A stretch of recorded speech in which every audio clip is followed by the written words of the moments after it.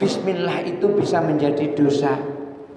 Umpamanya begini, supaya berjudi online-nya itu menang, sebelum dia masang baca bismillah dulu.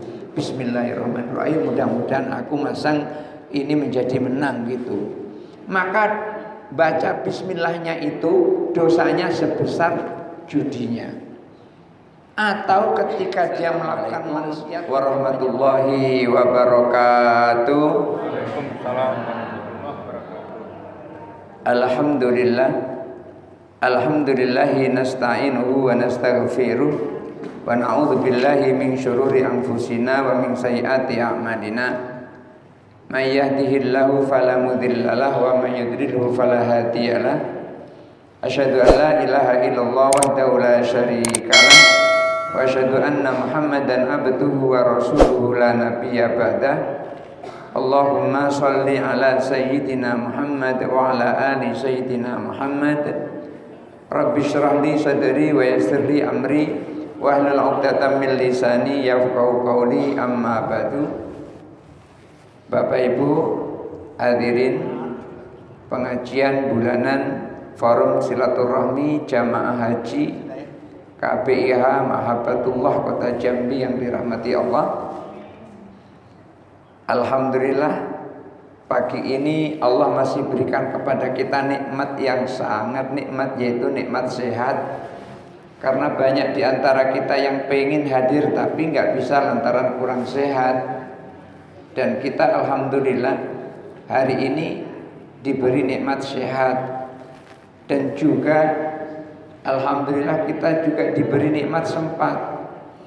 Berapa banyak yang pengen hadir di sini, badannya sehat tapi nggak sempat. Kita Allah berikan dua, nikmat sehat dan nikmat sempat. Untuk itu mari kita syukuri bersama-sama dengan mengucapkan hamdalah, alhamdulillahirabbil alamin. Bapak Ibu hadirin hadirat yang dirahmati Allah, saya mengutip apa yang disampaikan oleh Mbah Kiai Ghafur, pimpinan Pondok Pesantren Sunan Derajat. Beliau pernah menyampaikan begini, Al-Quran itu ketika diperas sarinya itu menjadi surah Yasin, kemudian diperas lagi itu menjadi surah Al-Fatihah, kemudian diperas lagi menjadi basmalah, bismillahirrahmanirrahim. Sehingga di dalam tafsir Ibnu Katsir menyampaikan riwayat hadis di dalam pembukaan surah Yasin. Beliau sampaikan hadis, inna likulli syai'in qalbun. Setiap sesuatu itu punya jantung. Saya yakin semuanya punya jantung, termasuk Bapak Ibu yang hadir ini semua punya jantung. Di sini ada yang datang nggak punya jantung. Nanti kita carikan sama-sama kalau nggak ada jantungnya. Setiap sesuatu pasti punya jantung. Pisang pun punya jantung, kita sebut jantung pisang. Semuanya punya jantung. Wa qalbul Qur'an Yasin, dan jantungnya Al-Quran adalah surah Yasin. Oleh karena itu, bagi siapa yang membaca surah Yasin di malam hari, maka paginya dosa-dosanya sudah diampuni oleh Allah. Dan siapa yang membaca surah Yasin untuk kesulitan yang ia hadapi, niscaya orang itu akan diberi kemudahan oleh Allah. Saya teringat waktu jadi petugas jamaah haji tahun 2012. Waktu itu ada satu jamaah yang sulit sekali diatur. Ibu-ibu, tapi bukan ibu yang di sini. Ibu-ibu sulit diatur. Dibilangi jangan pergi kemana-mana, duduk saja di tenda Mina. Di tenda ini jangan kemana-mana. Tapi masih juga meleng sedikit pergi dia. Akhirnya nggak bisa balik. Kami bingung sebagai petugas karena nggak bisa balik. Saya ajaklah jamaah pada saat itu untuk membaca surah Yasin supaya Allah memulangkan ibu-ibu yang pergi tadi. Ternyata setelah kami baca surah Yasin, gak berapa lama, kurang lebih sekitar 1 atau 2 jam, ibu itu datang. Ketika ditanya seperti ada orang yang membimbing datang, kayak ada orang yang mengunjungi gitu. Artinya apa? Ketika kita mempunyai kesulitan dan kita bacakan surah Yasin itu, ternyata kesulitan itu dilepaskan oleh Allah. Tidak hanya itu, masih banyak kesulitan-kesulitan yang kita hadapi. Apapun kesulitan yang kita hadapi, ketika kita membaca surah Yasin, niatnya adalah minta kepada Allah supaya diberi kemudahan dari kesulitan yang kita hadapi itu, maka Allah nanti akan memberikan jalan keluar. Ini manfaatnya surah Yasin.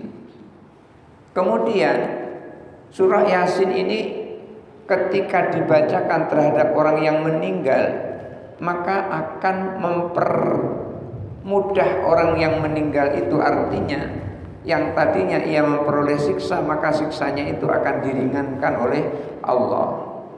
Oleh karena itu, dalam riwayat di tafsir Ibnu Katsir itu juga disebutkan, Iqra'u mautakum Yasin, bacalah orang mati di antara kalian. Maksudnya kalau ada orang mati yang telah meninggal, itu baca surah Yasin. Itulah kenapa kita sering membaca surah Yasin, karena memang ada perintahnya, ada hadisnya di situ. Kecuali orang itu tidak suka baca Yasin, maka dia akan menyalahkan orang yang membaca surah Yasin. Apa enggak Al-Baqarah? Al-Baqarah juga. Di awal-awal surah Al-Baqarah, 5 ayat surah Al-Baqarah itu diperintahkan. Riwayat dari Ibnu Mas'ud, riwayat dari Ibnu Umar radhiyallahu anhu, Umar bin Khattab.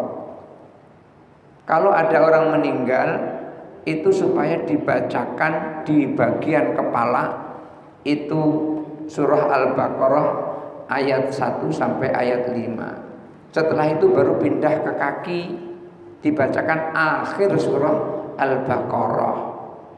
Ini yang meriwayatkan adalah Ibnu Umar, anaknya Umar bin Khattab. Dan ini tidak diingkari oleh Imam Hambali. Imam Hambali tidak mengingkari riwayat ini, mengiyakan riwayat ini. Setelah surah Yasin itu diperas, jadilah surah Al-Fatihah. Lagi-lagi surah Al-Fatihah ini juga banyak sekali manfaatnya.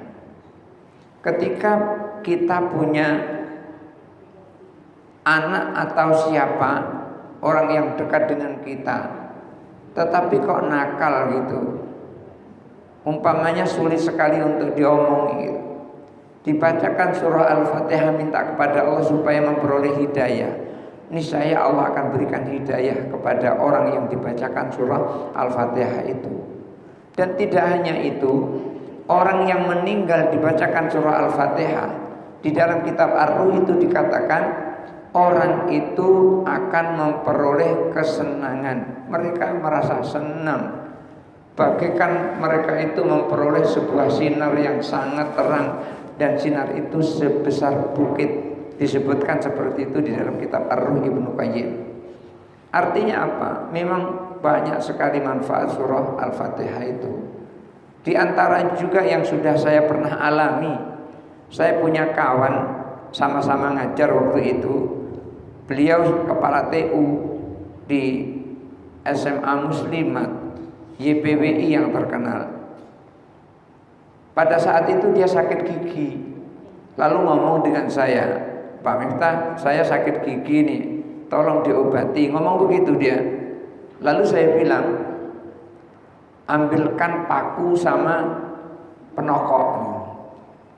Takut dia ketika saya bilang ambilkan paku sama penokok. Takut, dikiranya giginya mau ditokok pakai paku. Nah, bukan begitu. Akhirnya saya bilang, ambil saja paku penokok, nggak akan tersentuh dengan penokok gigi itu, nggak akan tersentuh. Akhirnya telah diambilkan paku dan penokok, saya kan punya pena, yang namanya guru, masa nggak punya pena? Guru punya pena. Guru itu nyangkulnya pakai pena, petani nyangkulnya pakai cangkul, kan gitu kan. Lah kalau pelaut nyangkulnya ya pakai jaring gitu. Jadi saya pakai pena. Saya ambil salah satu di antara meja. Meja itu saya tulisi abajadun hawazun hatoya.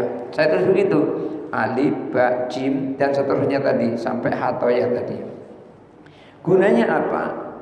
Untuk wasilah, sebagai alat. Saya gunakan sebagai alat. Lalu saya bilang, yang sakit gigi yang mana? Yang kiri, tolong pegang dengan tangan yang kanan. Kalau gigi yang kiri, pegang pakai tangan yang kanan. Udah dipegang, sudah. Kemudian saya bacakan surah Al-Fatihah. Saya mohon kepada Allah supaya sakit giginya disembuhkan. Begitu saya baca, sekali saya baca, selesai, saya tanya, gimana? Sudah ada nggak perubahan sakitnya? Belum. Tadi baca sekali, akhirnya saya tingkatkan lagi, baca 2 kali. Setelah baca 2 kali, gimana? Sudah berkurang sakitnya? Sedikit katanya. Akhirnya saya ulang lagi, baca 3 kali. Begitu baca 3 kali, berarti saya kan udah sampai, kalau yang sekali berarti A, kalau kedua kali berarti Ba, kalau yang ketiga berarti Ja, jadi huruf jim. Begitu sudah baca 3 kali, ternyata sakitnya hilang katanya. Benar hilang, sudah nggak sakit lagi. Huruf jimnya saya paku, pak. Alhamdulillah sehat. Orangnya masih hidup, tinggalnya di Mayang, ya. Tapi barusan pensiun, dia sudah pensiun. Jadi ternyata surah Al-Fatihah itu juga dipakai untuk pengobatan. Makanya surah Al-Fatihah itu disebut dengan ayatus syifa, ayat untuk mengobati. Tidak hanya saya, dulu zaman Rasulullah masih hidup, ada orang sakit. Orang sakit itu dia kepala suku, orang yang dihormati. Sakitnya itu kalau nggak salah disengat kalajengking. Seluruh tabib sudah dihadirkan, nggak ada yang bisa menyembuhkannya. Tiba-tiba sahabat ini mampir. Ketika mampir ditawarkan untuk mengobati itu. Kalau mampu mengobati itu dan kepala sukunya sembuh, akan dapat hadiah kambing. Nggak tanggung-tanggung, 4.000 kambingnya. Lah kalau satu kambing itu harganya 1,5 juta, berapa 4.000 itu? Udah miliaran itu kira-kira. Akhirnya sahabat tadi mampir, dia bacakan surah Al-Fatihah, lalu ditiupkan ke air itu dan diminumkan kepada orang yang sakit tadi, dan sisanya diusapkan kepada bagian yang tersengat kalajengking tadi. Dengan izin Allah sehat.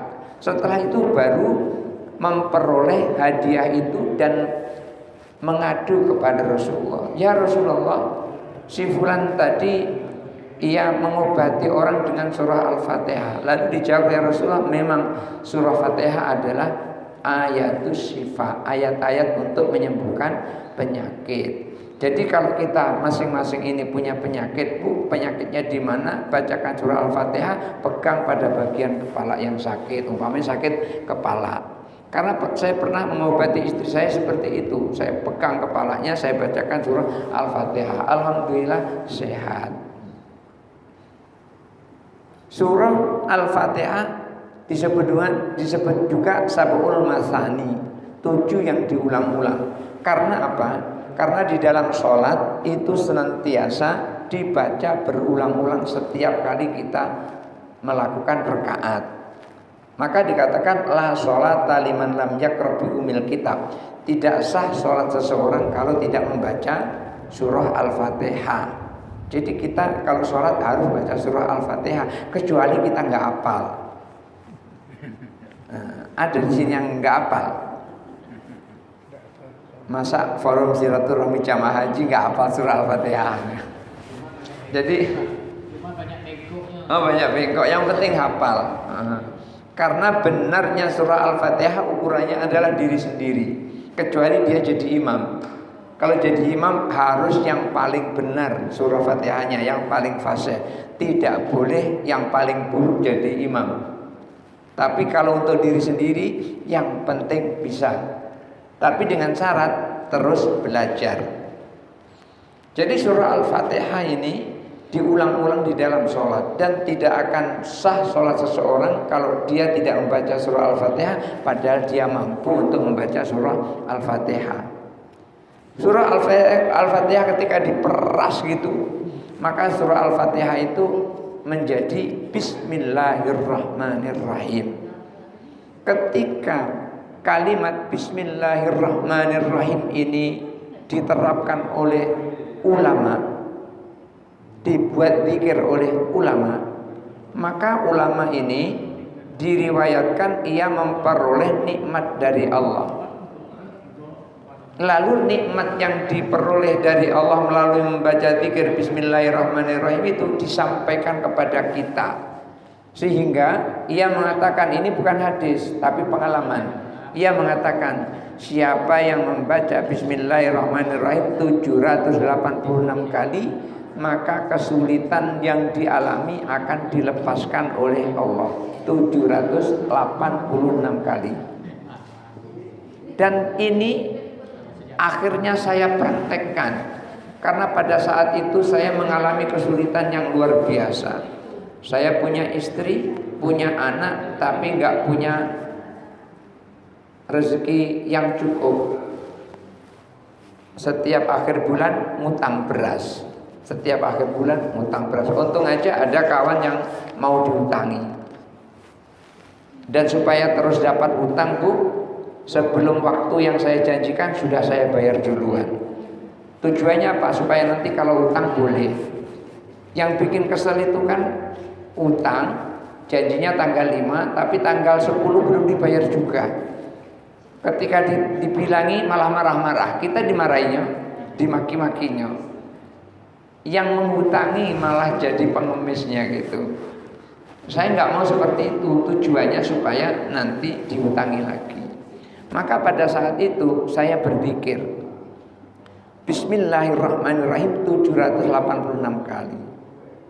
Setelah 5 bulan saya berzikir seperti itu setiap malam habis sholat isya.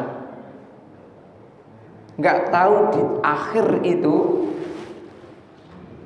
padahal tidak ada listrik, itu tiba-tiba saya seperti disinari sinar listrik seperti ini, putih seperti ini. Tetapi rasa badan ini kayak kesetrum. Akhirnya saya takut tinggal di rumah itu, karena perasaan saya ada listriknya di situ. Padahal tahun 98 itu di Pematang Lumut belum ada listrik. Belum ada listrik di sana. Saya zikir di kebun. Kebun itu ada rumahnya. Pada saat itu saya berhenti. Setelah berhenti akhirnya saya ulang lagi aktivitas biasa, yaitu mengajar ngaji. Ternyata itulah Allah ijabah zikir itu. Saya disuruh ngajar ngaji. Akhirnya saya ketemu dengan orang Cina, toke kayu. Tiba-tiba ketika saya ngajar setelah 2 tahun, dia bilang, Ustadz mau nggak naik haji? Dia nyebut begitu. Saya bilang mau, Pak. Akhirnya setelah saya bilang mau, habis makan malam, habis ngaji biasanya saya suruh makan, karena ngajinya habis maghrib, jadi sudah waktunya makan. Saya makan, selesai makan, saya ditunggu di ruang tamu, terus dikasih kertas. Ternyata kertas itu tulisannya 25.600.000. Dikasih cek saya, Bu. Tahun itu tahun 2002 dikasih cek untuk daftar haji.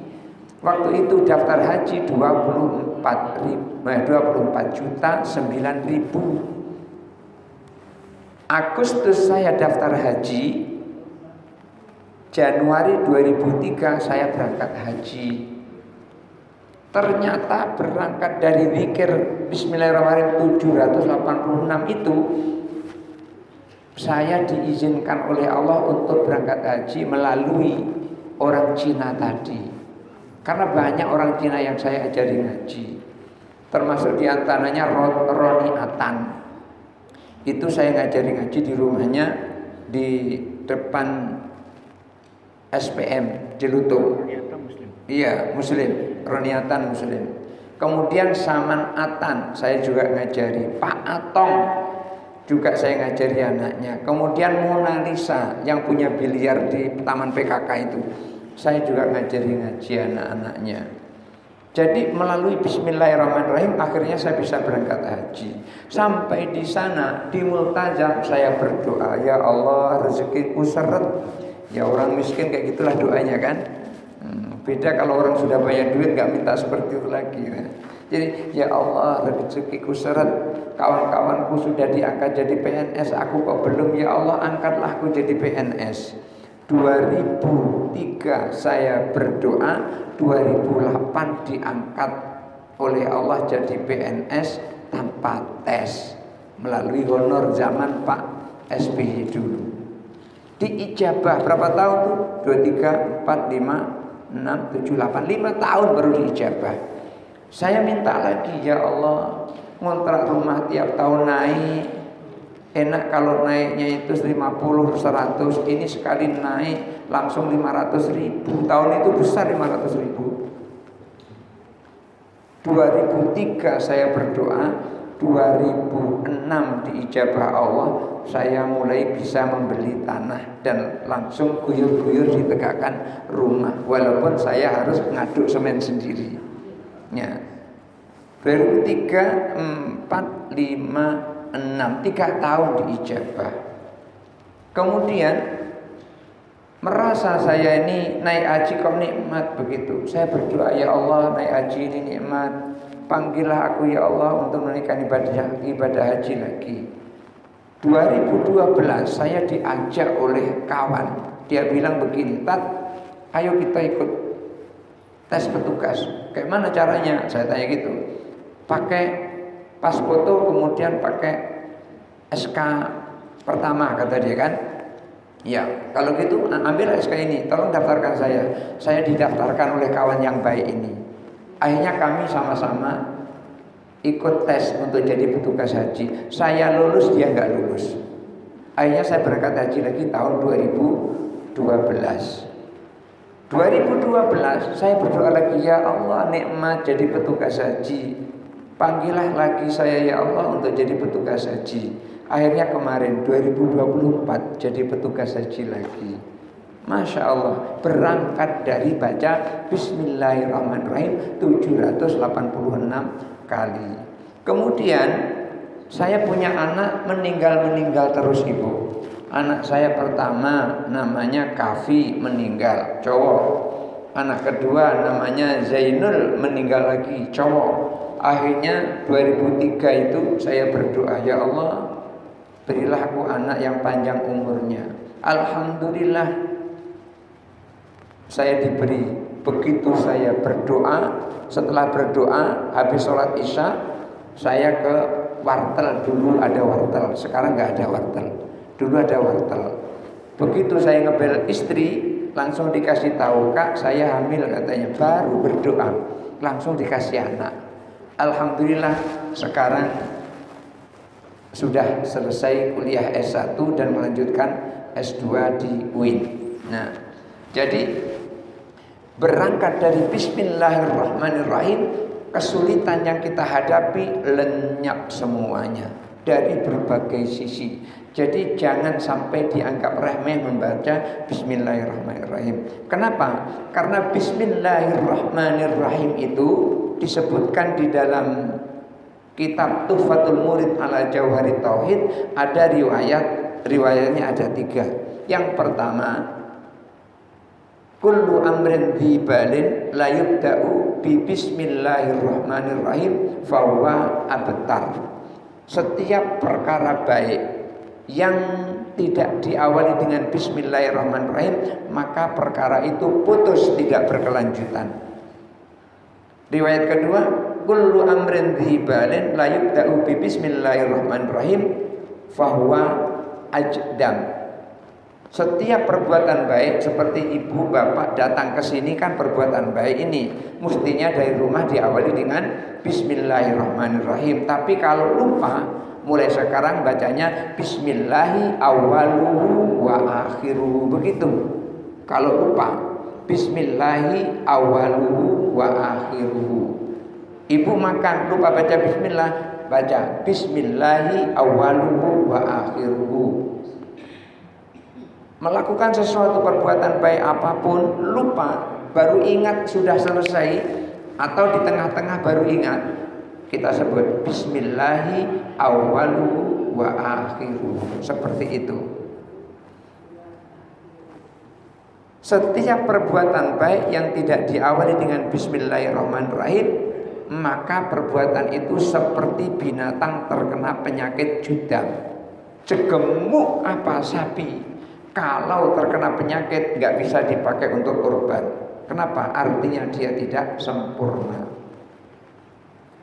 Yang ketiga, kullu amrin dzibadin la yubda'u bi bismillahirrahmanirrahim fa huwa aqta. Perbuatan baik tidak diawali dengan bismillahirrahmanirrahim, maka perbuatan baik itu terputus. Artinya apa? Sia-sia perbuatan itu. Ibu nyapu di halaman rumah, bacalah Bismillahirrahmanirrahim, pahalanya dapat, bersihnya dapat. Tapi kalau tidak baca bismillah, cuman bersih dapat, pahalanya tidak dapat. Pahala itu akan mengalir sampai ke akhirat. Tapi bersihnya halaman itu paling cuman sehari 2 hari. Hari besok itu sudah banyak sampah-sampah berterbangan menuju halaman rumah kita. Enggak lama, tapi pahala itu lama sampai ke akhirat. Itu perlunya kita membaca Bismillahirrahmanirrahim. Maka perbuatan baik kita itu menjadi sempurna. Tetapi kalau kita tidak membaca Bismillahirrahmanirrahim, perbuatan kita menjadi tidak sempurna. Kemudian Imam Nawawi Al-Bantani, Imam Nawawi Banten yang lahir di daerah Tenara, beliau menyampaikan begini, al-basmalatu arba'u kalimatin. Basmalah itu terdiri dari 4 kata. Coba kita perhatikan, benar nggak dari 4 kata? Bismi Allahi ar-Rahmani ar-Rahim. Ada 4. Ada 4 kata kan? Jadi beliau sampaikan begitu, al-basmalatu arba'un. Basmalah itu ada 4 kata. 4 kata ini untuk apa? Fa fiha isyaratun ila i'anatillahi ta'ala ibadahul muslimin ala syaitan. 4 kata ini merupakan isyarat pertolongan Allah terhadap kita hamba Allah yang muslim dari tipu daya setan. Jadi ketika kita membaca Bismillahirrahmanirrahim saat kita mau makan, setan tidak akan bisa memperdayai kita. Lemes setan kalau kita bacakan Bismillahirrahmanirrahim. Maka kalau ada orang dibacakan Bismillahirrahmanirrahim terus lemes, berarti dia kemasukan setan. Kita bacakan Bismillah. Karena ada itu. Ketika saya masih ngontrak dulu di depan rumah itu lagi kemasukan setan. Ngamuk-ngamuk dia. Akhirnya saya bacakan surah ini, ayat kursi. Saya bacakan ayat kursi. Saya tiupkan ke air. Ternyata dia tahu air mana yang dibacakan ayat kursi. Orang lain nggak tahu, tapi kok dia tahu. Kenapa? Ketika diminumkan air yang tidak dibacakan ayat kursi, mau dia minum. Tetapi ketika diminumkan air yang pakai ayat kursi, nggak mau dia minum. Berarti dia tahu dia, padahal matanya nggak ngelihat. Tapi kok dia tahu gitu. Nah, ini hebatnya setan itu. Dia bisa tahu yang tersembunyi. Maka ketika saya bacakan ayat kursi di awal dengan Bismillahirrahmanirrahim, kemudian dia lemes. Dia ngakunya adalah orang kayu hitam, ngakunya begitu. Padahal saya sering melewati kuburannya orang kayu hitam dulu pada saat saya masih tugas di daerah air hitam laut. Ketika mau ke Jambi selalu melewati kuburannya orang kayu hitam melalui kendaraan namanya tongkang. Masih ada yang ingat tongkang? Saya bukan asli Jambi ini, saya sering naik tongkang dari Angsol 2 menuju ke Lipah Panjang.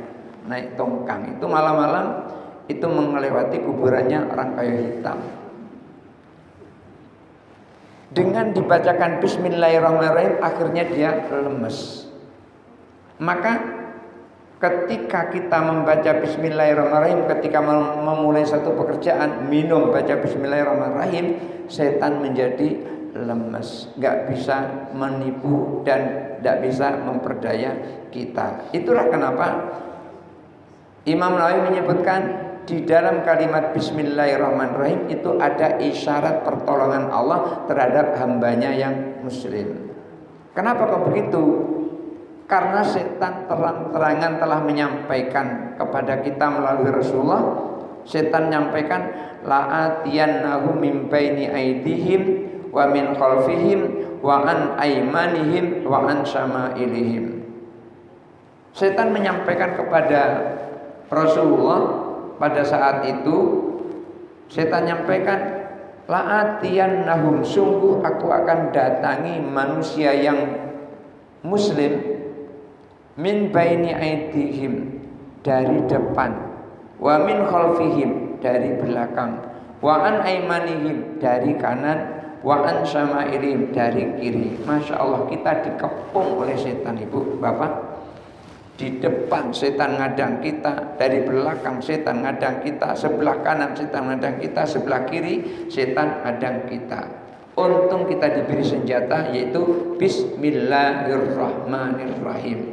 Maka ketika kita membaca Bismillahirrahmanirrahim, gugurlah, runtuhlah pertahanan setan dari depan kita, dari belakang kita, dari kanan kita, dan dari kiri kita. Itu hebatnya setiap kita melakukan sesuatu dengan mengucapkan Bismillahirrahmanirrahim. Tapi itu hanya untuk perbuatan baik. Kalau perbuatan kita ini tidak baik, maka Bismillah itu bisa menjadi dosa. Umpamanya begini, supaya berjudi online-nya itu menang, sebelum dia masang baca Bismillah dulu. Bismillahirrahmanirrahim, mudah-mudahan aku masang ini menjadi menang gitu. Maka baca Bismillahnya itu dosanya sebesar judinya. Atau ketika dia melakukan maksiat, umpamanya berzina begitu, supaya tidak ditangkap Pak RT, berangkatnya membaca Bismillah, Bismillahirrahmanirrahim, mudah-mudahan aku nggak diketahui oleh warga dan nggak diketahui oleh Pak RT gitu. Maka baca Bismillah itu dosanya sama besar dengan zinanya. Maka Bismillah itu dibalik Bismillah mengikut apa yang dilakukan. Ketika ibu membaca Bismillah sebelum makan, makannya itu adalah makanan yang makruh, maka membaca Bismillah hukumnya juga makruh. Tapi ingat, yang makruh hakiki, bukan makruh li ghairihi, tapi makruh li dzatihi, bukan makruh li ghairihi. Apa makruh li ghairihi itu? Itu makruh karena sebab lain. Umpamanya begini, ibu suka makan jengkol. Jengkol itu kan makruh. Makruhnya jengkol itu bukan lidzatihi, tapi li ghairihi, karena sebab lain. Apa sebabnya? Karena baunya jengkol itu, maka menjadi makruh. Kalau ibu pinter ngolah jengkol sehingga makruh baunya hilang, maka hukum makruhnya juga hilang. Ibu pinter masak pete sehingga bau petenya hilang, bukan petenya yang hilang, bau petenya yang hilang. Kalau petenya hilang, otomatis baunya juga hilang. Sehingga bau petenya hilang, maka pete itu tidak lagi makruh.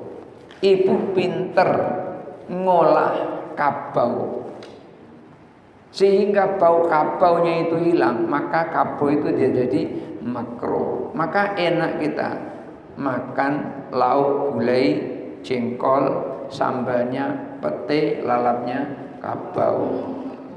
Enggak makruh. Kenapa? Udah diolah menjadi hilang baunya gitu. Tetapi ini makruh lidatihi, makruh digoiri ini kalau kita membaca bismillah sebelum makan tetap kita mendapat pahala. Contoh lain, ketika seseorang berwudu, wudu kan tidak haram, iya kan? Tapi airnya ini air mencuri, mencurinya kan haram. Tapi wudunya tidak haram. Masih disunahkan membaca bismillahirrahmanirrahim. Masih mendapat pahala bismillahnya. Karena perbuatan kita itu adalah mengambil air wudu. Yang berdosa adalah mencuri airnya itu yang berdosa. Lalu seperti apa makruh lidatihi itu yang ketika kita baca bismillah hukumnya makruh? Ketika ada suami melihat aurat pentingnya istri atau istri melihat aurat pentingnya suami lalu baca bismillah, maka bismillah itu hukumnya makruh. Jadi bu aku baca bismillah dulu ya, bismillahirrahmanirrahim. Makruh seperti itu, makruh. Makruh itu apa? Dikerjakan tidak apa-apa, ditinggalkan mendapat pahala. Karena kan istri aurat suami, suami aurat istri. Istri itu adalah pakaian buat suami, suami itu pakaian buat istri. Hunna libasul lakum wa antum libasul lahun. Boleh, tapi hukumnya makruh. Ini dijelaskan di dalam kitab Tuhfatul Murid ala Jauhari Tauhid. Jadi bismillahirrahmanirrahim ini mengikut tentang apa yang dilakukan. Bisa berpahala, bisa makruh, bisa haram. Oleh karena itu, ketika kita membaca bismillahirrahmanirrahim untuk yang baik, maka kita akan memperoleh pahala. Dan Imam Nawawi menjelaskan bismillahirrahmanirrahim merupakan senjata untuk melawan setan. Itulah kenapa kita diberikan oleh Allah bismillahirrahmanirrahim. Fa'atahumullahu ta'ala hadil kalimatil arba'ah li'alla tadurruhum waswasatuh. Kita diberi oleh Allah kalimat bismillahirrahmanirrahim ini agar waswas setan itu tidak membahayakan kita. Di sisi lain, wa isyaratun ila ma'asil mu'minin. Bismillahirrahmanirrahim yang jumlahnya ada 4 kalimat itu merupakan isyarat bahwa maksiatnya orang mukmin itu ada 4 macam. Maksiatnya orang mukmin fi arba'ati aujahin. Fi sirri, maksiat dalam keadaan sendirian, enggak ada orang lain yang tahu. Jadi diam-diam maksiatnya. Wal alaniyati, maksiatnya terang-terangan. Wal laili, maksiatnya di malam hari. Wan nahari, maksiatnya di siang hari. Ada maksiatnya diam-diam, ada maksiatnya terang-terangan, ada maksiatnya di malam hari, ada maksiatnya di siang hari. Ini isyarat bahwa maksiat orang mukmin itu ada 4 macam. Maka Allah berikan 4 kata ini bismillahirrahmanirrahim liyakfiraha lahum biha, agar Allah mengampuni dosa maksiatnya dengan membaca bismillahirrahmanirrahim. Lalu apa rahasia di balik bismillahirrahmanirrahim? Bismillahirrahmanirrahim ada berapa huruf itu? Ada berapa huruf, Pak? Bu, ada berapa huruf? Hah? Ada 19 huruf. Ya, saya sudah ngitung. Pura-pura saya enggak tanya gitu. Padahal saya sudah tahu. Ada 19 huruf bismillahirrahmanirrahim itu. Tapi 19 huruf itu ada huruf-huruf yang double, huruf-huruf yang sama. Seperti alif itu ada berapa banyak itu. Kemudian ro ada berapa banyak itu. Jadi ada huruf-huruf yang double. Lalu apa makna-makna huruf ini? Imam Nawawi menjelaskan, "Tsumma inna ma'aniyal hurufi anal ba'a bara'atullahi li ahli sa'adah." Ba di dalam bismillahirrahmanirrahim itu adalah kebebasan Allah terhadap orang-orang yang ahli bahagia. Maksudnya apa? Orang yang diberi taufik oleh Allah pasti dia akan bahagia. Karena itu Allah melepaskan azab dari orang yang diberi taufik oleh Allah. Itu huruf ba. Wasin sitrullahi ala ahlil jahalah. Huruf sin setelah ba kan sin. Sin itu adalah tutupnya Allah terhadap orang-orang yang bodoh. Maka ketika orang bodoh itu melakukan kesalahan, melakukan aib, aibnya itu tidak langsung dibuka oleh Allah. Aibnya ditutup oleh Allah. Kadang-kadang suatu saat kita ini melakukan kebodohan. Ketika kita lagi nggak error, itu nggak mau melakukan itu. Tapi ketika error mau melakukan itu. Pada saat kita terjerumus kepada kebodohan, tetapi masih ditutup oleh Allah, tidak dibuka oleh Allah. Kalau kita ini Pak, dibuka oleh Allah aib kita, nggak ada satupun kita ini yang baik. Pasti kita ini jadi orang buruk semua. Kenapa? Aibnya dibongkar oleh Allah. Lalu kenapa kok kita ditutupi aib kita oleh Allah? Karena kita suka menutup aib orang. Kalau kita suka menutup aib orang lain, maka aib kita juga akan ditutup oleh Allah, dilindungi oleh Allah. Sin adalah sitrullah an ahlil jahalah. Sin merupakan tutupnya Allah terhadap orang yang bodoh pada saat dia melakukan aib.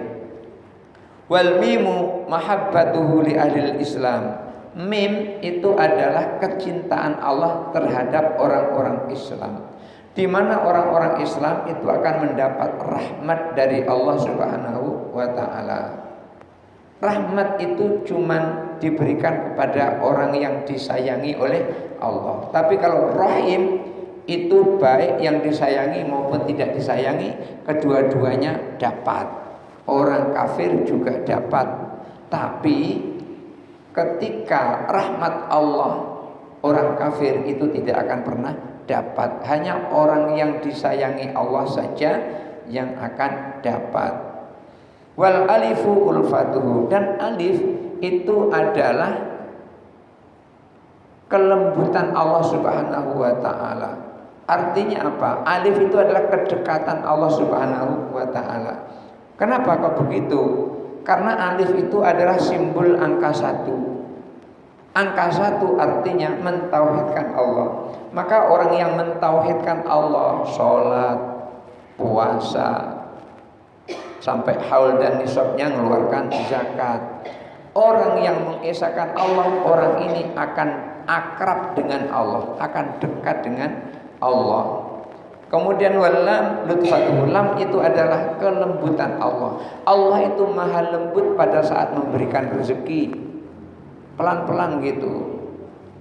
Enggak pernah Allah itu memberi rezeki dadakan, itu enggak pernah. Biasanya kerja dulu baru dapat rezeki. Di sini ada yang rezekinya dadakan gitu. Ada Bu. Biasanya kerja dulu kan gitu kan baru dapat rezeki, atau pergi ke rezeki untuk menaikkan ibadah haji umpamanya. Tiba-tiba langsung di Mekah itu kan nggak ada. Itu biasanya daftar dulu, sudah daftar baru melalui manasik haji, sudah manasik haji baru kemudian pergi untuk melunasi, sudah pergi melunasi kemudian terus berangkat ke asrama haji, ke embarkasi, kemudian terus melalui pesawat berangkat, kan begitu, tidak langsung. Maka kelembutan Allah pada saat Allah memberikan rezeki, kelembutan Allah pada saat Allah memberikan sakit. Ketika Allah memberikan sakit itu juga pelan-pelan, tidak langsung parah begitu, tidak, tapi pelan-pelan gitu. Dan ketika Allah memberikan musibah itu juga pelan-pelan seperti itu. Ini adalah lam lutfatuhu. Wal ha hidayatuhu. Ha itu adalah hidayah Allah.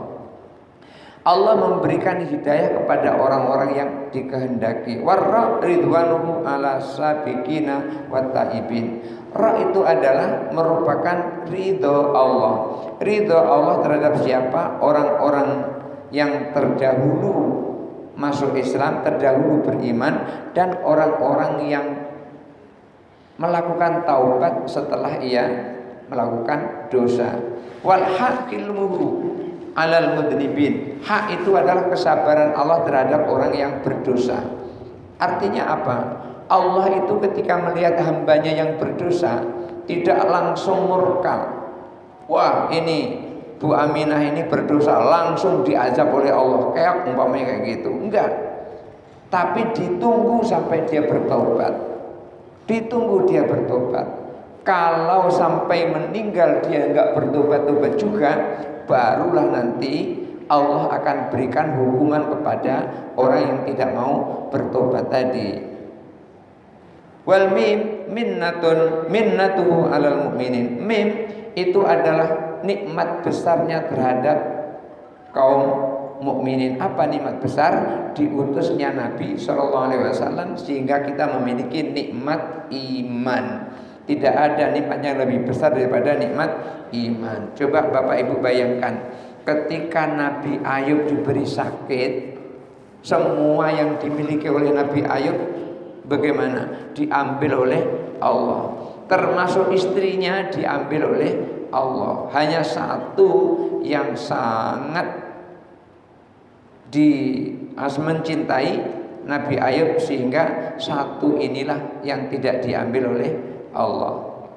Anaknya diambil Allah, harta bendanya diambil oleh Allah, dan bahkan tubuhnya diambil oleh Allah.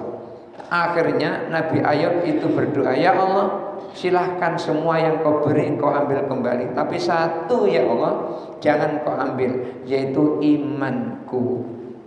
Kalau sudah iman ini dicabut, diambil oleh Allah, maka kita tidak bisa lagi sholat, kita tidak bisa lagi menunaikan zakat, kita nggak bisa lagi untuk menunaikan ibadah haji, nggak bisa lagi puasa di bulan Ramadan kalau iman ini dicabut oleh Allah. Oleh karena itu Nabi Ayub yang minta adalah satu, imannya jangan dicabut, seluruh ambil ya Allah, tapi satu yang aku minta, imanku jangan engkau ambil. Nah, iman, nikmat iman ini nikmat yang paling besar. Wa nun nurul ma'rifati fid dunya wa nurut ta'ati fil uqba. Huruf nun di dalam Bismillahirrahmanirrahim itu artinya adalah cahaya makrifat di dunia dan cahaya taat di akhirat. Artinya begini, di dunia ia memperoleh cahaya makrifat berupa ilmu. Dengan ilmu itulah kemudian dia beramal. Setelah dia beramal, dia memperoleh pahala. Ketaatannya itu nanti akan memperoleh balasan nanti ketika di akhirat. Itulah makanya kenapa nun itu adalah nurul ma'rifati fid dunya wa nurut ta'ati fil uqba. Di dunia memperoleh ilmu lantaran kita sering berkumpul seperti ini, lalu dapat ilmu. Setelah dapat ilmu lalu diamalkan ilmu itu untuk menjalankan ketaatan kepada Allah, maka ketaatannya itu nanti akan dibalas oleh Allah di akhirat. Fa'tauma li ibadihil muttaqin. Kedua-duanya itu hanya diberikan oleh Allah kepada hambanya yang bertakwa. Hambanya yang bertakwa, kalau enggak bertakwa tidak akan diberi oleh Allah. Wal yadullahi ay hifdhuhu ala ahli Islam. Ya, itu adalah tangan Allah. Maksudnya adalah penjagaan Allah terhadap orang-orang Islam. Orang Islam itu dijaga oleh Allah Subhanahu wa ta'ala. Oleh karena itu ada riwayat bahwa setiap orang Islam itu pasti masuk surga. Setiap orang Islam pasti masuk surga. Kenapa? Ketika dia mengucapkan dua kalimat syahadat, asyhadu an la ilaha illallah wa asyhadu anna muhammadar rasulullah, artinya dia telah Islam. Tapi kuncinya adalah di dalam hati. Lalu apakah syahadat itu ada hanya di mulut? Ada. Orang bersyahadat ketika di mulut saja Islamnya sah, tapi Islam dunia. Apa itu Islam dunia? Ketika dia meninggal, dia memperoleh hak untuk dikafani, dimandikan, dikafani, kemudian disolati. Ketika ada warisan, ia memperoleh warisan karena telah mengucapkan 2 kalimat syahadat. Itu kalau cuma mengucapkan saja, tapi hatinya tidak. Tapi ketika dia hanya mengucapkan kalimat syahadat di hati saja, maka hukum dunia nggak berlaku. Kalau meninggal dia tidak perlu dimandikan, nggak perlu dikafani, nggak perlu disolatkan. Kenapa? Syahadatnya cuma di dalam hati. Lalu gimana yang sempurna? Yang sempurna syahadatnya di lisan, kemudian dibarengi di dalam hati.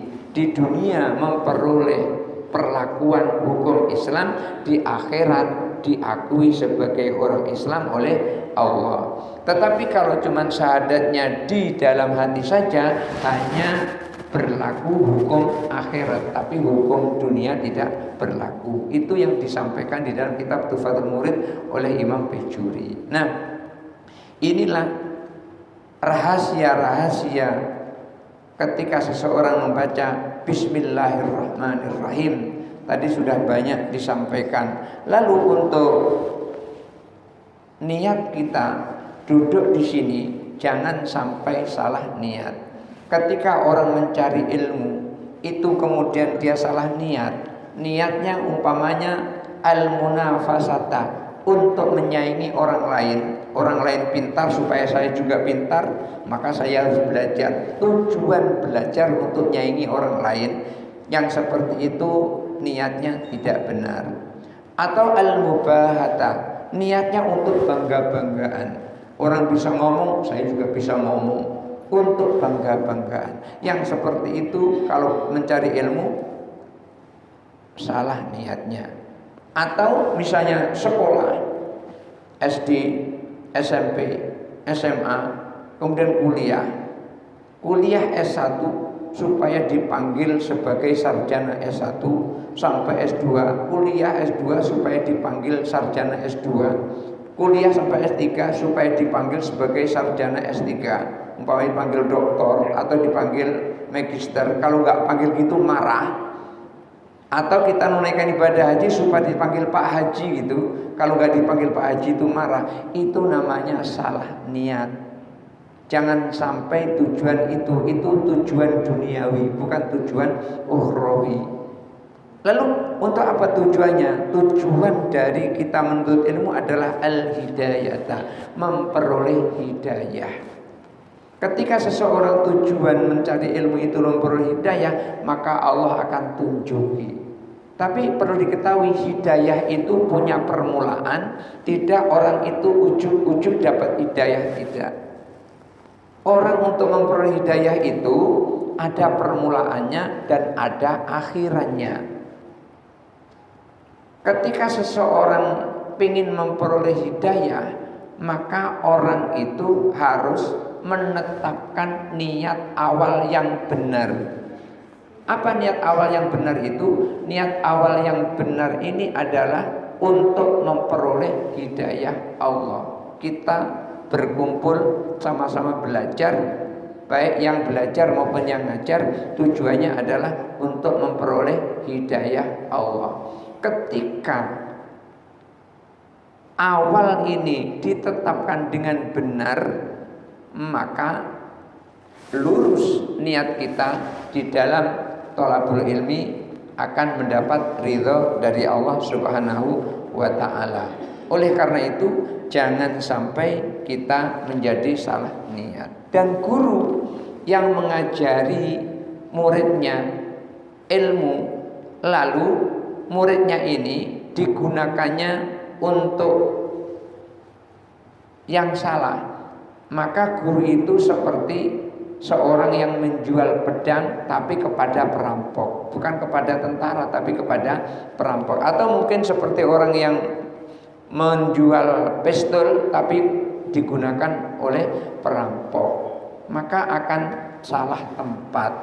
Dan guru yang melakukan seperti itu termasuk guru yang bermaksiat. Kalau dia tahu yang diajari salah pasang niatnya. Oleh karena itu, supaya kita tidak salah pasang niat, ketika kita berkumpul, maka niatkan berkumpul itu untuk memperoleh hidayah dari Allah Subhanahu wa ta'ala. Inilah perlunya kita meluruskan niat, dan inilah perlunya kita mengetahui rahasia-rahasia di balik Bismillahirrahmanirrahim, supaya kita memperoleh nikmat seperti ulama-ulama terdahulu yang telah memperoleh nikmat lantaran berzikir Bismillahirrahmanirrahim, dan kemudian kita memperoleh hidayah dari Allah lantaran kita meluruskan niat kita.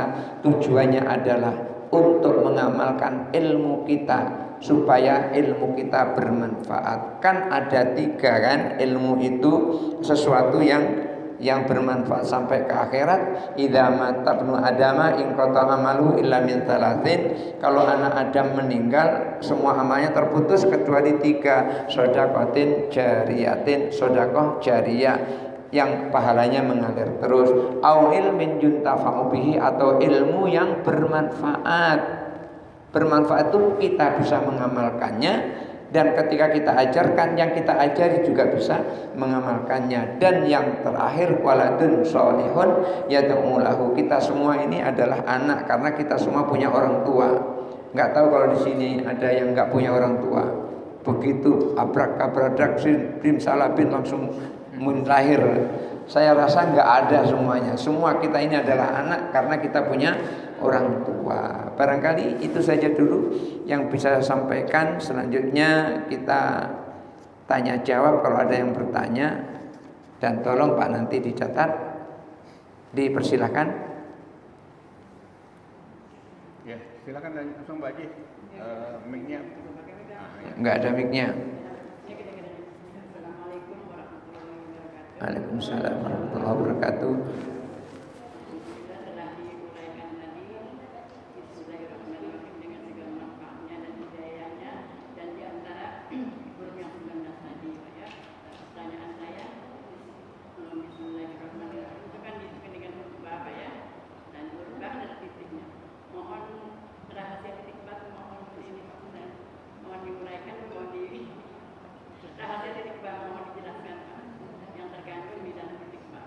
Iya. Waalaikumsalam warahmatullahi wabarakatuh. Yang lain? Ada lagi ya Pak Ibu? Yang lain silakan.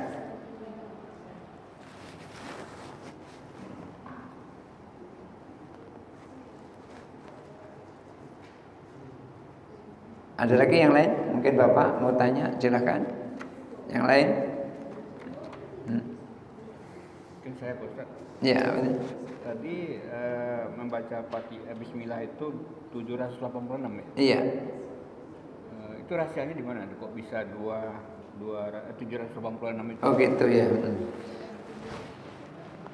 Kita diperintahkan oleh Allah, fadkurullaha dzikran katsira, berzikir Allah dengan zikir yang banyak. Banyaknya itu tidak ada hitungan. Cuman ulama ada yang pernah membaca Bismillahirrahmanirrahim sebanyak 786 kali. Itu dari mana dasarnya? Dasarnya adalah zikir yang banyak. Kan 786 itu banyak kan Bu ya? Apa sedikit? Kalau masih kurang banyak bisa ditambahi. Cuman ulama yang pernah memperoleh nikmat seperti itu, ia melakukan zikirnya 786 kali. Lalu di dalam salah satu dari ayat Al-Quran di juz 30 itu disebutkan fa'amma binikmati rabbika fahaddis. Adapun dengan nikmat Tuhanmu ceritakan. Ulama tersebut ketika membaca Bismillahirrahmanirrahim 786 kali, terus ia memperoleh nikmat. Ternyata apa? Nikmatnya keluar dari kesulitan.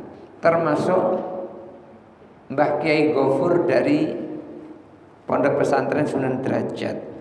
Ketika membangun pondok pesantrennya, beliau berzikir Bismillahirrahmanirrahim 786 kali. Bantuan untuk membangun itu enggak berhenti-berhenti, Pak.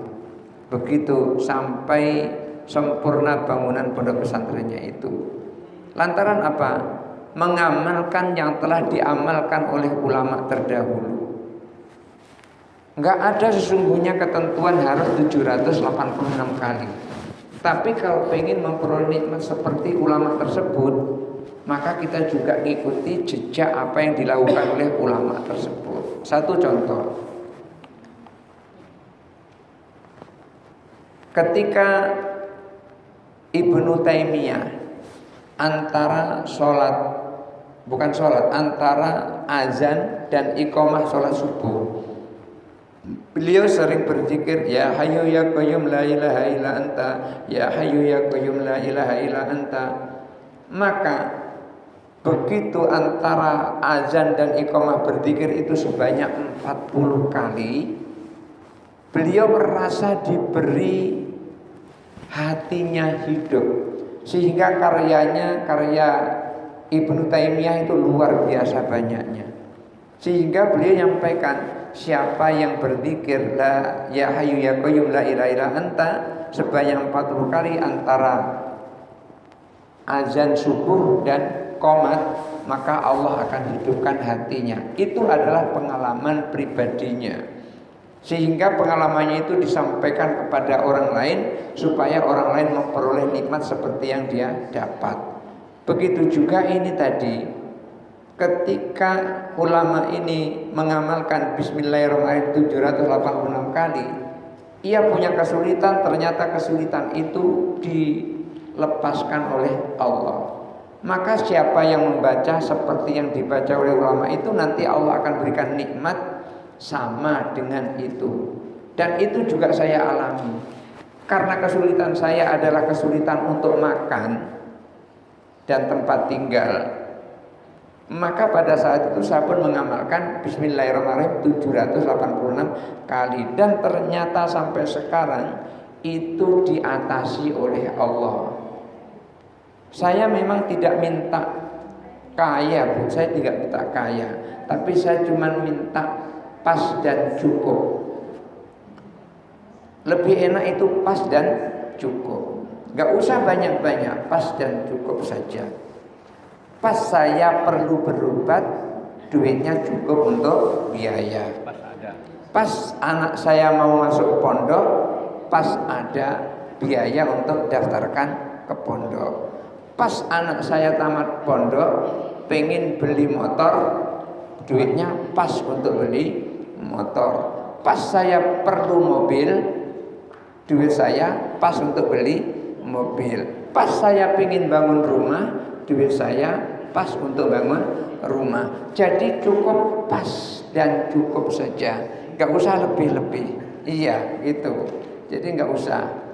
Kalau diberi pas dan cukup, itu alhamdulillah, gak usah lebih. Jadi yang kita minta kepada Allah, pas apa kita perlunya, pas itu pula cukup apa yang akan kita gunakan.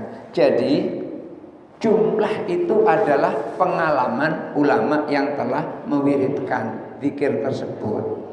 Lebih dari itu tidak berdosa. Tidak. Kita membaca Bismillahirrahmanirrahim, kalau 786 kali kurang, umpamanya, wah saya maunya 6.000, enggak apa-apa juga. Nanti akan diberi nikmat lain oleh Allah yang seperti itu. Enggak tahu. Nanti kalau sudah dicoba, tolong dikasih tahu saya juga. Nanti, oh ternyata nikmatnya ini, umpamanya gitu. Nanti saya juga ngikut, biar dapat seperti itu. Karena dari setiap zikir itu Allah pasti akan memberikan pahala baik di dunia maupun di akhirat. Satu contoh lagi, ketika orang sholat hajat itu kan tidak harus 7 hari, ya kapan saja, tidak harus 7 hari, boleh sehari, boleh 2 hari, boleh 3 hari, dan boleh 40 hari, boleh sholat hajat itu berapa saja. Tapi rata-rata ulama itu ketika dia sholat hajat itu rata-rata 7 hari. Hari ke-8 biasanya sudah diijabah. Satu contoh, ketika dulu saya punya kesulitan yang maha sulit, Anak saya satu-satunya yang pertama, anak pertama itu sakit, dimasukkan di rumah sakit Dr. Sutomo, bukan di Jambi berarti ya. Kalau Jambi kan Raden Matahir, di Palembang. Sementara saya lebih banyak di Jambi daripada Palembang, karena di Palembang itu adalah mertua saya. Saya ikut mertua di sana, sesekali ikut gitu. Sakit anak, masuk rumah sakit Dr. Sutomo, duit nggak ada, karena saya nggak kerja, duit nggak ada. Lalu saya berdoa kepada Allah dengan sholat hajat 7 hari. Kenapa kok 7 hari? Karena hari ke-8 sudah selesai gitu. Jadi saya datang ke musola rumah sakit itu Pak Dr. Sutomo. Besoknya lagi sholat di situ, besoknya lagi sholat di situ. Hari ke-8 saya nggak sholat. Tiba-tiba Ibu Gubernur datang. Melihat anak saya yang sakit, langsung menyampaikan, Pak, anak Bapak nanti kami yang nanggung biayanya. Padahal saya nggak kenal dengan Ibu Gubernur itu, tapi dibawa oleh wartawan. Artinya gini, Ibu Gubernur datang itu disertai oleh wartawan dan masuk berita Sriwijaya pada saat itu. Akhirnya saya bebas membayar biaya di rumah sakit itu. Plus lagi istri saya dikasih uang 500.000. Tahun 99 500.000 itu nilainya bukan main. Kenapa? Karena nasi bungkus itu harganya baru 1.000 rupiah tahun itu. Itu lauk ayam. Kalau lauk tahu itu 500. Kalau lauk tahu, kalau ayam itu 1.000 harganya. Dari mana geraknya Ibu Gubernur kenal saya juga tidak, saya juga kenal beliau juga tidak, sampai sekarang namanya juga saya nggak tahu. Dari mana kok bisa memberikan bantuan seperti itu kalau tidak disenter oleh Allah lantaran sholat hajat tadi. Setelah itu ada orang-orang yang pakai gamis-gamis gitu datang ngasih amplop, ada yang 5.000, ada yang 10.000. 5.000, 10.000 itu tahun itu nilainya tinggi. Kenapa? Dari Jambi ke Palembang itu ongkosnya cuma 7.500. Dari Jambi ke Palembang. Naik IMI tapi. Sekarang mana dapat 7.500. Jadi ketika orang ngasih 500, ngasih 1.000 itu besar nilainya. Dan ketika dikumpul banyak duitnya. Cuma ya tetap sedih hati. Kenapa? Walaupun duit di tangan ini ada, tapi anak akhirnya meninggal. Jadi walaupun begitu tetap sedih, nggak bisa tergantikan dengan uang yang diberikan oleh orang-orang yang datang itu. Tapi ya alhamdulillah, akhirnya kami nggak kelaparan karena banyak dibantu oleh orang. Saya yakin Allah yang menggerakkannya melalui sholat hajat itu. Jadi kalau kita memang perlu kepada Allah, lakukan sholat hajat. Berapa hari? 7 hari. Loh, kok apa harus 7 hari? Tidak harus 7 hari. Lebih juga boleh, kurang juga boleh. Tapi kenapa kok harus lebih dari 7 hari? Kalau hari ke-8 sudah diijabah oleh Allah. Jadi bagaimana ulama dulu mempraktekkan, begitulah kita mengikuti. Ketika kita mengikuti, insya Allah kita akan memperoleh nikmat yang sama seperti yang diterima oleh ulama tersebut. Jadi dari mana patokan 786 kali itu? Patokannya adalah pengalaman ulama, bukan harus, tetapi itu yang dilakukan oleh ulama. Jadi seperti itu Pak Ji. Tadi Pak, Yang Ibu tadi? Ya, rahasia titik pada B, Bismillah. Rahasia titik B. Oh di ba, rahasia ba. Ba tadi baro'atun minallah. Ba ya, baro'atun minallah. Itu adalah kebebasan Allah min ahli sa'adah terhadap orang yang diberi kebahagiaan oleh Allah. Apa? Ciri-ciri orang yang diberi kebahagiaan oleh Allah, orang yang diberi taufik oleh Allah.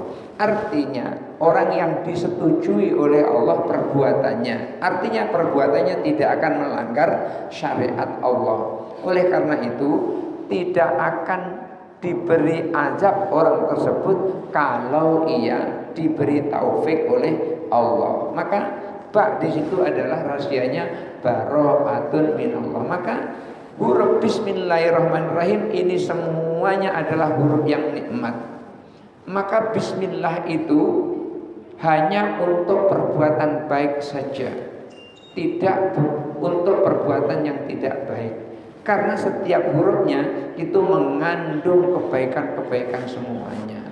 Maka kalimat bismillahirrahmanirrahim, ba-nya itu adalah bara'atun minallah li ahli sa'adah, untuk orang yang diberi Allah kebahagiaan. Kan setiap kita ini sudah ditentukan oleh Allah.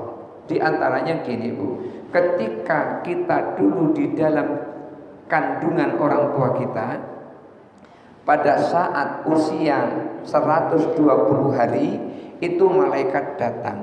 Begitu malaikat datang, malaikat bertanya kepada Allah, ya Rabbi kun aula yakun, wahai Allah, ini jadi atau tidak jadi? Yakun aula yakun, ya Allah, janin ini jadi atau tidak jadi? Kalau Allah mengatakan yakun, jadi, lalu malaikat itu nanti akan bertanya, kaifa rizquhu, bagaimana rezekinya? Kaifa ajalu, bagaimana ajalnya? Jadi semuanya ditanya oleh malaikat. Akhirnya Allah perintahkan kepada malaikat, idhab ilal lauhil mahfud, pergi ke lauhil mahfud. Semuanya tercatat di sana. Akhirnya malaikat nyatat di situ. Begitu dicatat oleh malaikat, baru disampaikan kepada janin tersebut. Ini umurnya sekian, ditulis. Ini ajalnya karena ini dan di tempat ini, ditulis seperti itu. Ini nanti di dunia dia akan bahagia, tapi di akhirat celaka, umpamanya begitu. Atau di dunia dia celaka terus, tapi di akhirat bahagia. Atau ini di dunia bahagia, di akhirat bahagia terus. Oleh karena kita sering berdoa, Rabbana atina fid dunya hasanah wa fil akhirati hasanah wa qina adzabannar. Kan begitu.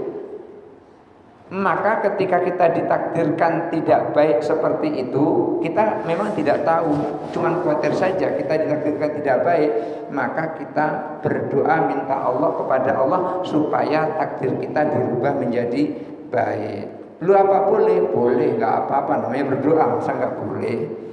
Ya diijabah oleh Allah, alhamdulillah, kan gitu. Kalau nggak diijabah oleh Allah ya terserah Allah, kan begitu. Oleh karena itu Ibnu Umar itu sering berdoa, Allahumma in kunta katabtani sakian, ya Allah, apabila engkau tentukan aku ini sebagai orang yang celaka, famhu, hapus ketentuan itu ya Allah, waktubni sa'idan, rubah ketentuan itu menjadi ketentuan yang bahagia.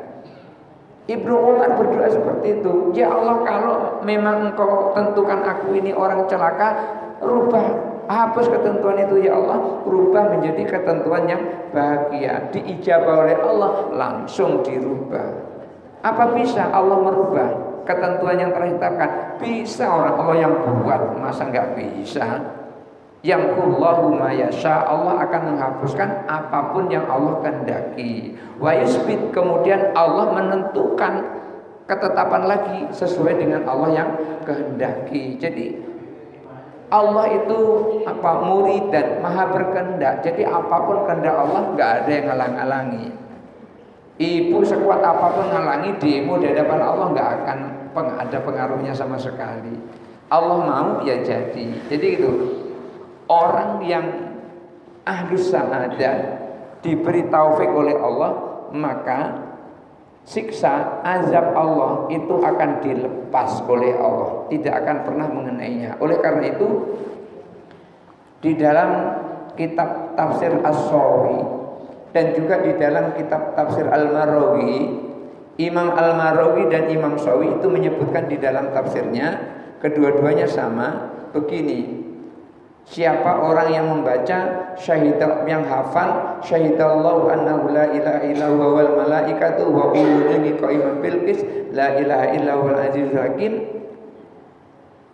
Orang yang hafal ayat ini dikatakan ketika nanti masuk surga lam sabaqatul adzab, tidak didahului oleh siksa. Orang yang hafal syahidallahu annahu la ilaha illa huwa wal malaikatu wa ulul ilmi qa'iman bil qist la ilaha illallah azizul hakim, maka orang itu nanti masuk surga tanpa didahului oleh siksa. Itulah kenapa pinternya ulama dulu ketika kita zikir, khususnya pada saat subuh, itu selalu dibaca. Tapi imam yang tidak ngerti, yang dibaca lillahi ma fis samawati wa ma fil ard, akhir surah Al-Baqarah, itu biasanya dibacakan untuk orang meninggal. Atau awal surah Al-Baqarah itu digunakan untuk orang meninggal. Awalnya 5 ayat awal itu dibacakan orang meninggal di bagian kepalanya, dan lillahi itu dibacakan di bagian kakinya. Tapi kalau untuk kita supaya selamat dari azab, maka yang dibaca adalah lillahi ma fis samawati wa ma fil ard. Bukan itu, tapi syahidallahu annahu la ilaha illa huwa wal malaikatu wa ulul ilmi qa'iman bil qist la ilaha illa huwal azizul hakim. Jadi ini pinternya ulama terdahulu, dibuatnya ini sebagai zikir sesudah sholat. Jadi nggak ada salahnya ibu-ibu, bapak-bapak, haji, bu haji mulai menghafal itu bagi yang belum hafal. Tapi bagi yang sudah hafal, ya paling tidak syukurlah itu dibaca. Paling tidak syukur-syukur setiap kali kita sholat itu kita baca, walaupun bacanya sendirian. Kalau imam barangkali terlalu lama, ya paling tidak kita baca sendirian di luar jamaah. Karena kalau nanti jamaah barangkali kebutuhan orang banyak itu terlalu lama. Jadi di antaranya itu ketika seseorang membaca syahidallah, maka orang itu akan dilepas azabnya oleh Allah. Kalau dia masuk surga tanpa didahului oleh siksa. Itu ada riwayatnya seperti itu, ditulis oleh Imam Al-Baghawi dalam tafsirnya Al-Baghawi. Saya ada kitabnya Pak Haji. Saya suka baca-baca itu. Karena Pak, ya modal untuk menyampaikan ilmu kita harus baca dulu kan gitu. Kemudian juga di dalam tafsir As-Shawi. Jadi seperti itu Ibu ya. Barangkali itu saja dulu. Ya, sudah jam 12. Kita tutup dengan sama-sama baca doa. A'udzubillahi minasyaitonirrajim. Bismillahirrahmanirrahim. Alhamdulillahirabbil alamin. Allahumma shalli ala sayyidina Muhammad wa ala ali sayyidina Muhammad wa sallim wa radhiyallahu ta'ala an sadatina rasulillah ajmain. Allahumma ighfir lana dzunubana wa liwalidayna warhamhuma kama rabbayana shighara. Allahumma ij'alna mahbubina fi qulubil mu'minina wal mu'minat wal muslimina wal muslimat wa basyirna wa ballighna wa bil ghina ila mi'atin wa 20 sanatan wallahu khairun hafidha wa huwa arhamur rahimin. Allahumma qarribna ila man qarraba ilaika wa ba'idna wa sallimna minadh dhalimina wal ba'idina minka. Rabbana dzalamna anfusana wa illam taghfir lana wa tarhamna lanakunanna minal khasirin. Rabbana atina fid dunya hasanah wa fil akhirati hasanah wa qina adzabannar wa adkhilna jannata ma'al abrar ya aziz ya ghaffar ya rabbal alamin. Wa sallallahu ala khairi khalqi Muhammadin sallallahu alaihi wasallam wa ala alihi wa sahbihi ajmain. Subhana rabbika rabbil izzati amma yasifun wa salamun alal mursalin walhamdulillahi rabbil alamin. Barangkali itu saja dulu yang bisa saya sampaikan. Mudah-mudahan ada manfaatnya. Adanallahu wa iyyakum ajmain. Wallahu muwaffiq ila aqwamit thoriq. Wassalamualaikum warahmatullahi wabarakatuh.